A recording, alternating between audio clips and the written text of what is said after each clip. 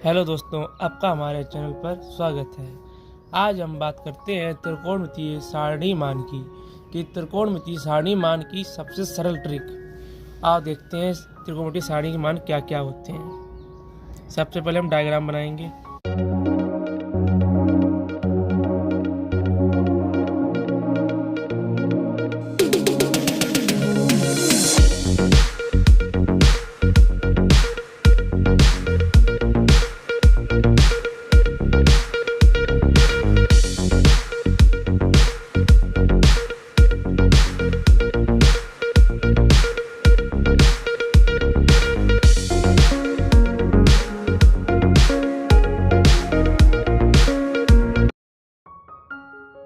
ये हमारी सारणी बन गई है।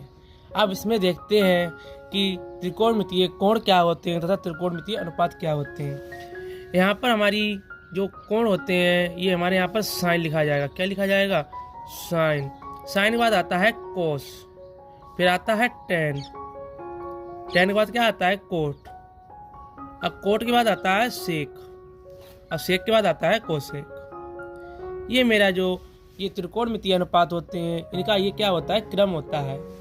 अब कोण की बात आती है तो कोण हमारे क्या होते हैं? सबसे पहले आता है 0 अंश, फिर 30 अंश, फिर 45 अंश, फिर 60 अंश, फिर 90 अंश।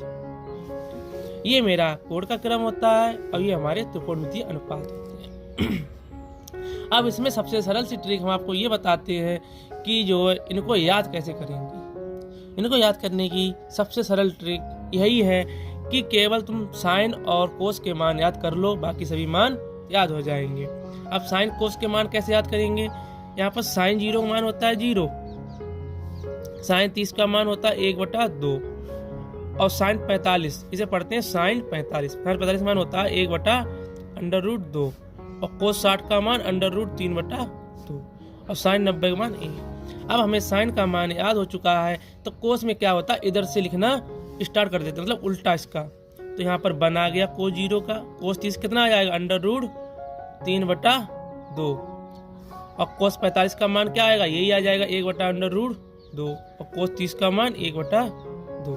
अब कोस 90 का मान क्या हो जाएगा? 0। अब साइन के बाद हमें टेन का मान याद होना चाहिए, बाकी सभी मान हम इससे बना सकते हैं। टेन का मान क्या होता है? 0 का 0, और टेन 30 का मान होता है 1/√3, और टेन 45 का मान होता है 1, टेन 60 का मान होता है √3 के। अब टेन 90 का मान होता है इनफाइनाइट। इनफाइनाइट के चिन्ह होता है अनंत का। अब कोट क्या? कोट का भी सेम इसी तरह होता है, यहाँ से उल्टा करना स्टार्ट कर दो।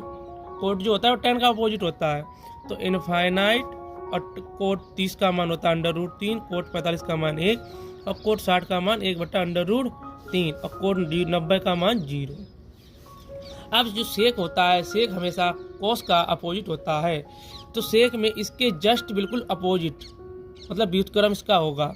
तो 1 का व्युत्क्रम 1, √3/2 का व्युत्क्रम 2/√3, 1/√2 का व्युत्क्रम √2 होगा, और 1/2 का व्युत्क्रम 2। अब 0 का व्युत्क्रम क्या होता है? 0 का व्युत्क्रम इनफाइनाइट होता है। ये बात हमेशा याद रखना। अब कोसेक, कोसेक कोसेक इसका भी अपोजिट होता है, और इसका यहाँ पर मानों से अपोजिट होता है। तो यहाँ पर इनफाइनाइट लिखेंगे, 2 लिखेंगे, √2 लिखेंगे, और √3/2, और कोसेक 90 का मान 1। ये हमारे सभी त्रिकोणमितीय अनुपात हैं। तो कहने का मतलब हमको केवल एक ये मान याद होना चाहिए, और एक ये मान याद होना चाहिए। ये 2 मान याद होने से हमारी पूरी सारणी बन जाएगी। आपको हमारी वीडियो कैसी लगी कमेंट सेक्शन में जरूर बताएं, और हमारे चैनल को लाइक करें। धन्यवाद।